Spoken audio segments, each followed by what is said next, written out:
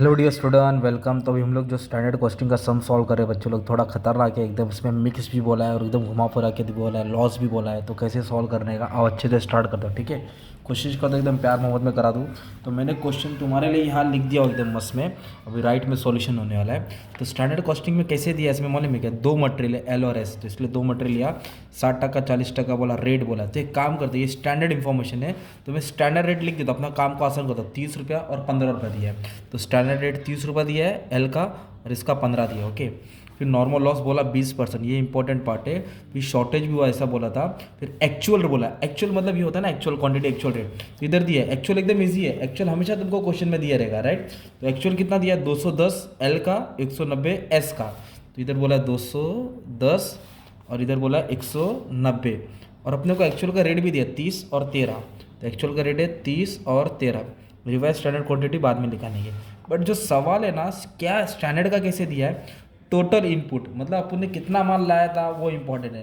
तो हमने माल लाया था 400, तो इनपुट था 400, इधर लिखूंगा मैं 400। ओके, और इसमें लॉस कितना हुआ? 70 बोला।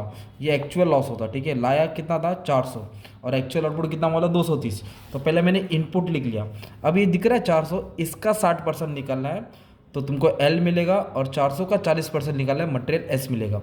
तो 400 पे 60%, 4 6 जा 240, फिर 400 पे 40% निकालेंगे तो 160।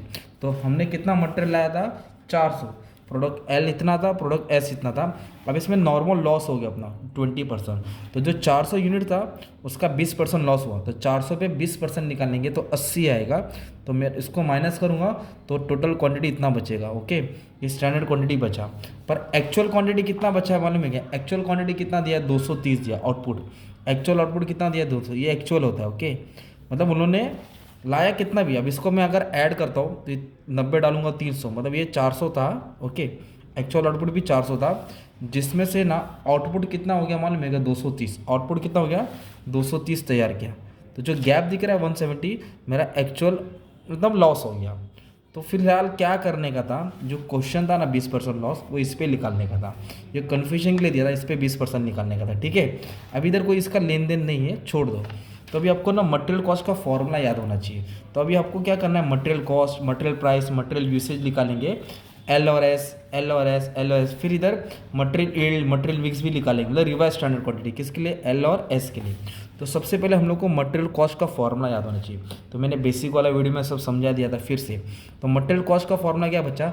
Standard quantity standard rate, actual quantity actual rate. तो स्टैंडर्ड क्वांटिटी कितना है एल का? ये देखो, standard quantity standard rate actual quantity actual rate. तो स्टैंडर्ड क्वांटिटी में आएगा 240, और स्टैंडर्ड रेट में आएगा 30। एक्चुअल क्वांटिटी कितना है? 210, और एक्चुअल रेट कितना है? 30। अब इसको अपने को क्या करना पड़ेगा? सॉल्व करना पड़ेगा। तो सॉल्व करके एक फाइनल आंसर मिलेगा, राइट। तो फिर मैं ये एल का आंसर मिलेगा। किसका आंसर मिलेगा? एल। इधर मैं लाइन मार देता हूँ ताकि तुमको समझ में आएगा। ओके, अभी हम लोग एल के लिए सॉल्व कर रहे हैं। तो 24 3 जा 72, 21 3 जा 63। अब इसको मैं माइनस किया ना आंसर, तो ये प्लस में आंसर आ रहा है, मतलब इसका आंसर आया 900। तो इसको मैं बोलूँगा फेवरेबल। क्या बोलूँगा? फेवरेबल। अगर माइनस में आंसर आया तो एडवर्स डालूंगा। तो बेसिक वीडियो में हो गया था वो। तो ये जो सॉल्व किया वो एल का था, वैसे सेम आपको एस के लिए सॉल्व करना है। Standard quantity standard rate, actual quantity actual rate. तो 1600, 15, 190, 13 सॉल्व करके आंसर डाल देना। तो ये हो गया मटेरियल कॉस्ट वेरिएंस। चलो अभी मटेरियल प्राइस वेरिएंस को सॉल्व करेंगे। तो मटेरियल प्राइस वेरिएंस का फॉर्मूला क्या है? दोनों रेट को माइनस करना है और एक्चुअल क्वांटिटी लेना है। Standard rate minus actual, standard rate minus actual rate into actual quantity. तो स्टैंडर्ड रेट कितना है? 30। ये कितना है? 30। तो इधर लिखूंगा 30 माइनस 30। एक्चुअल क्वांटिटी एल का, एक्चुअल क्वांटिटी एल का 210। तो 30 में से 30 का तो आंसर 0 आएगा। वैसे आप एस का सॉल्व कर देना। 15 में से 3 क्या करना है? माइनस करना है, 2 आएगा, और फिर इसको इससे मल्टीप्लाई कर देंगे। तो जो भी आंसर है, मान लो 380 है तो प्लस में आया तो फेवरेबल हो गया। तो ये मटेरियल प्राइस वेरिएंस हो गया। अब अपने को क्या करना है? Material usage variance. तो मटेरियल यूसेज का आपको फॉर्मूला याद करना है। तो मटेरियल यूसेज का प्राइस में क्या किया? दोनों रेट को माइनस किया। प्राइस में अगर दोनों रेट को किया तो यूसेज में दोनों क्वांटिटी को माइनस करो। तो standard quantity minus actual quantity standard rate. मतलब जो फॉर्मूला याद किया वो जीत गया बच्चा। ये फॉर्मूला बना के रखो, तो आपको जीतना है तो याद करना था। तो दोनों क्वांटिटी 240, 210, इधर आएगा 240, 210, और आएगा स्टैंडर्ड रेट। तो स्टैंडर्ड रेट कितना दिया भाई, स्टैंडर्ड रेट है 30, इधर आ जाएगा 30, तो इसको माइनस करूँगा 30 आएगा, 30 हो जाएगा 900। चलो फेवरेबल आ गया। चलो तुम्हारे लिए इसका भी सॉल्व कर देता हूँ। तो ये लेंगे स्टैंडर्ड क्वांटिटी एक्चुअल क्वांटिटी, 160 से 190 माइनस करूँगा, 160 से 190 माइनस करूँगा, स्टैंडर्ड रेट आएगा, स्टैंडर्ड रेट आएगा 15। ओके, तो ये माइनस में आंसर आ रहा है। ओके, क्योंकि देखो ना 160 में तो 190 गया तो -30, तो 450 माइनस में है, तो माइनस को बोलेंगे एडवर्स। क्या बोलेंगे, एडवर्स। तो ये 3 तुम्हारा बेसिक हर सब में निकलना है। अभी अपने को रिवाइज स्टैंडर्ड क्वांटिटी भी निकलना है भाई, रिवाइज स्टैंडर्ड क्वांटिटी। तो रिवाइज स्टैंडर्ड क्वांटिटी का फॉर्मूला होता है, आपको सॉल्व करना पड़ता है।